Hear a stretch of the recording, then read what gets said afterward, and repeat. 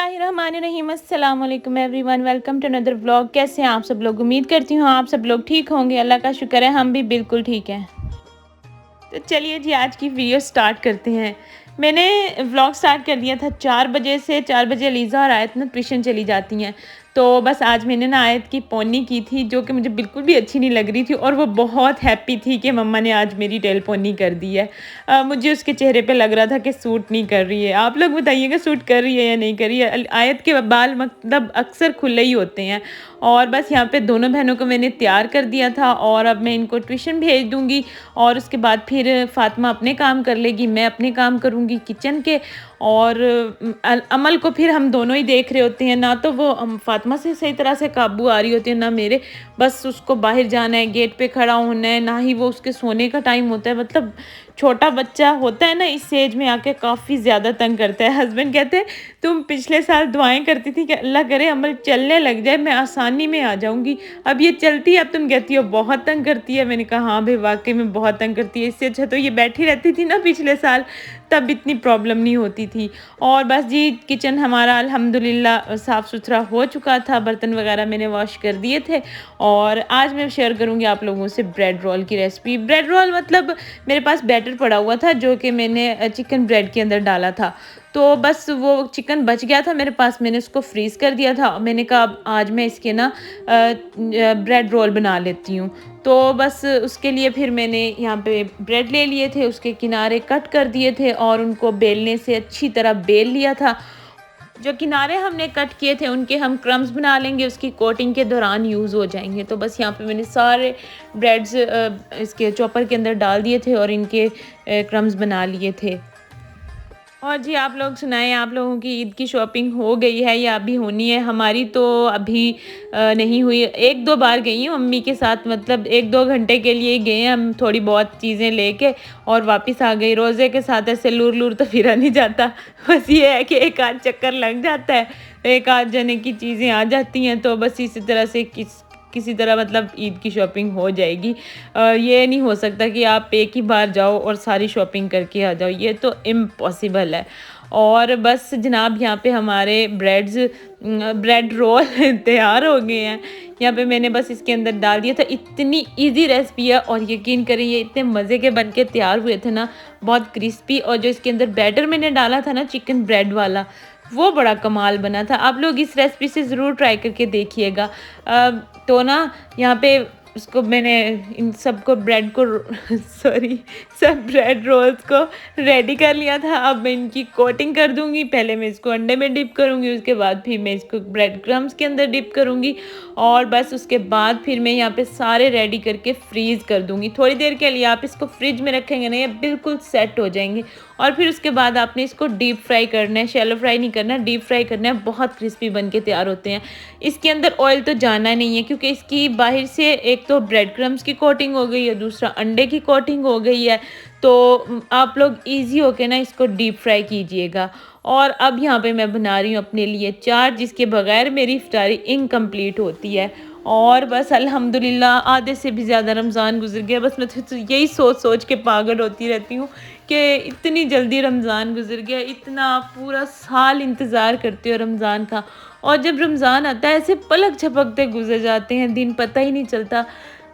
गर्मियों में ना ये था कि दिन बड़े बड़े होते थे, और रमज़ान ना थोड़ा लगता था कि लंबे अरसे के लिए कि रमज़ान चल रहा है। अब थोड़े दिन भी छोटे हैं, और ऊपर से मौसम भी ठंडा है। ना तो आपको इतना कोई भूख का एहसास होता है, ना ही प्यास का एहसास होता है, और दिन भी इतनी जल्दी से गुजर जाता है। तो बस इसी तरह लग रहा है कि रमज़ान ना बस बहुत तेज़ी से गुजर रहा है। बस अल्लाह ताला हमारे रोज़े रखने कबूल मंजूर फरमाए। और जी, हमारी चाट यहाँ पे तैयार हो गई है। आज मैंने अपनी ना फ्रूट चाट के अंदर किशमिश भी डाली थी, थोड़े से बादाम भी डाले थे, और खजूर तो मेरी फेवरेट है, वो तो मैं ज़रूर डालती हूँ, बहुत मज़े की लगती है। और बस यहाँ पे मैं इसको रेडी करके, और आज ना मेरी इफ्तारी कुछ ज़्यादा ही थोड़ी सी मैंने जल्दी बनाना स्टार्ट कर दी थी। मतलब जब बच्चे ट्यूशन गए हैं ना, तो उसके फ़ौरन बाद ही मैं स्टार्ट हो गई थी, वरना तो मैं कुरान पाक पढ़ती हूँ और उसके बाद तस्बीहां वगैरह करके फिर किचन में आती हूँ। लेकिन आज फिर दोपहर को मेरी आँख ही नहीं लगी थी, मैं सोई नहीं थी। तो बस यहाँ पे फिर दोपहर को मैंने अपनी नमाज कुरान वगैरह पढ़ लिया था, और जो फिर नमाज़ कुरान पाक पढ़ने वाला टाइम था, फिर उस टाइम में मैं यहाँ पे किचन में आके फ्रूट चाट वगैरह बनाने लग गई थी। इसीलिए फिर मैंने ना इसको रैप करके फ्रिज में रख दिया था चाट को। और अब बस यहाँ पे मैं असर के बाद से लगती हूँ चावल बनाने। फिर मैंने चिकन फ्राई कर लिया था और ये बस ये चावल के लिए ना चिकन पुलाव बना रही हूँ। मतलब डिफरेंट तरह से बना लेती हूँ। बनाते तो हम लोग रोज़ाना ही है चावल, तो बस कभी कीमा डाल लेती हूँ।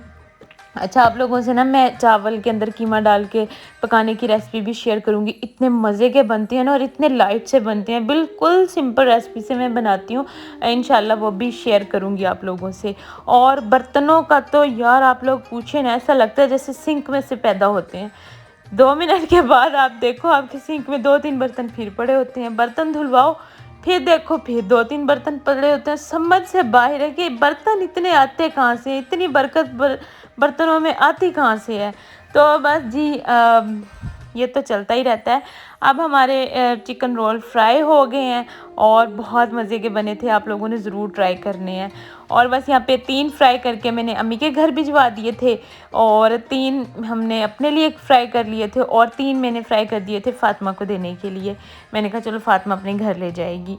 और बस जनाब यहाँ पे मैंने इनको ना लाइट लो फ्लेम पे फ्राई किया था, ये नहीं कि बहुत ज़्यादा हाई फ्लेम पे। ये तो मैंने वीडियो को फास्ट किया हुआ है तो आपको इसके बुलबुले बनते हुए नज़र आ रहे हैं कि जैसे बहुत ज़्यादा मैंने ना हाई आंच पे इसको फ्राई किया है। हाई नहीं थी, बहुत लो फ्लेम पे मैंने इसको फ्राई किया था।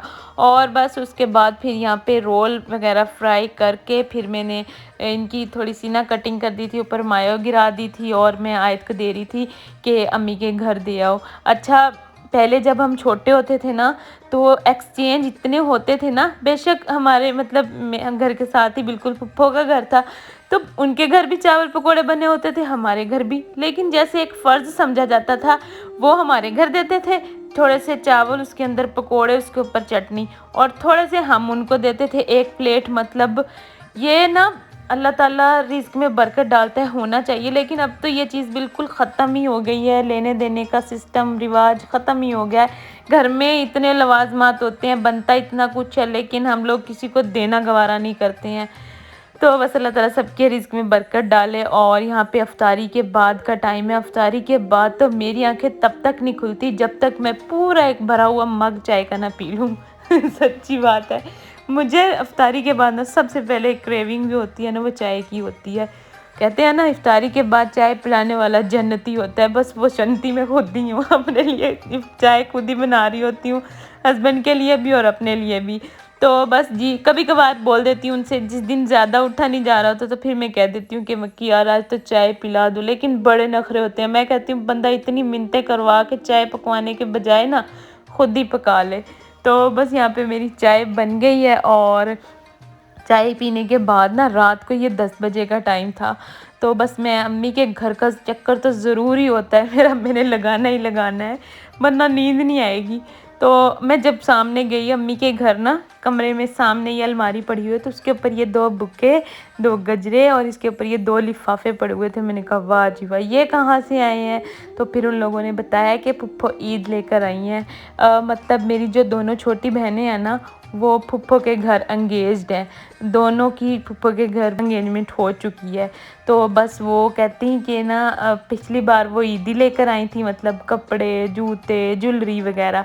तो इस बार कहती, मैंने कहा मैं ना इनको पैसे दे देती हूँ, अपनी मर्ज़ी से जो मतलब ईद की शॉपिंग होगी ना वो कर लेंगी। तो बस यहाँ पे फुफ्फो की बेटी थोड़ा सा प्रेजेंटेबल बनाने के लिए उसको उसके साथ बुके और गजरे वगैरह लेकर आई थी। तो बहुत अच्छा लगता है, ये छोटे छोटे गिफ्ट होते हैं और ये छोटी छोटी खुशियाँ होती हैं आपकी ज़िंदगी को जो खूबसूरत बनाती हैं। तो बस अल्लाह ताला सबको ऐसे ही अपने घरों में खुश रखे, आबाद रखे, हंसता मुस्कुराता रखे। और मेरी दुआ होती है अल्लाह ताला सबकी बेटियों को अपने घरों में खुशियाँ दे, अपने घर में खुश रहें। और मैं यहाँ पे मैंने कहा चलो मैं इंस्टाग्राम पे स्टोरी के लिए ना थोड़ी सी ये वीडियो बना लेती हूँ। अच्छा, मैं कभी आप लोगों से इंस्टाग्राम का लिंक भी शेयर करूँगी। और फिर मैंने यहाँ पे केक कट किया था। उनको तो शर्म आ रही थी, खैर शर्म तो कोई नहीं आ रही थी, आजकल की बच्चियों में इतनी शर्म कहाँ से आई। बस मैं वैसे ही मैंने कहा चलो मैं खड़ी हुई ना, तो मैं यहाँ पे कट करके ना छोटी बहन मतलब फुफ्फो की बेटी को और फुफ्फो को सर्व कर देती हूँ। तो मेरी फुफ्फो की 2 बेटियाँ हैं, यानी उनकी 2 नंदें थी मेरी फूफो थी, वो लोग आए थे ये लेकर ईदी मेरी छोटी दोनों बहनों की। और बस यहाँ पे मैंने केक कट कर लिया है और अब उनको सर्व कर दूँगी।